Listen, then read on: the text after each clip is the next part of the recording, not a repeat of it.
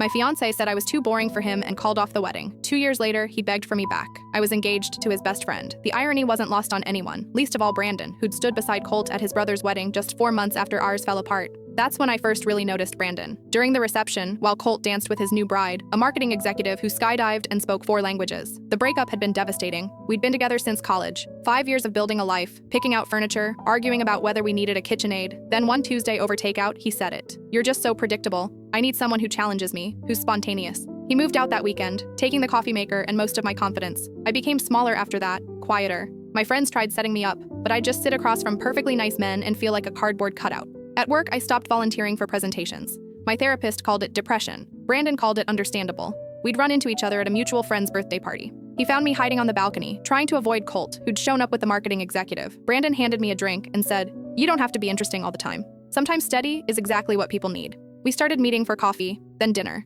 He never pushed, never made me feel like I had to perform. With Brandon, I could just exist. He liked that I meal prepped on Sundays. He thought it was sweet that I'd memorized Pride and Prejudice. He found my risk aversion calming after years of watching Colt chase adrenaline. 8 months in, he kissed me in his kitchen while I was explaining how to organize a spice rack. It was the least romantic moment imaginable, and somehow the most perfect. When we got engaged, I knew Colt would find out. What I didn't expect was the phone call at 11:30 p.m. on a Thursday. His voice was raw, desperate. "I made a mistake. The biggest mistake of my life. You were never boring, you were safe, and I didn't realize how rare that was." "You're calling me at 11:30 at night to say this?" I asked, staring at Brandon's jacket on my chair. "Please, just meet me. She left me last month. We were good together. We can be good again." I almost laughed. "I'm engaged, Colt." Silence. Then, "To who?" "Brandon." The sound he made was somewhere between a gasp and a groan. "My best friend?"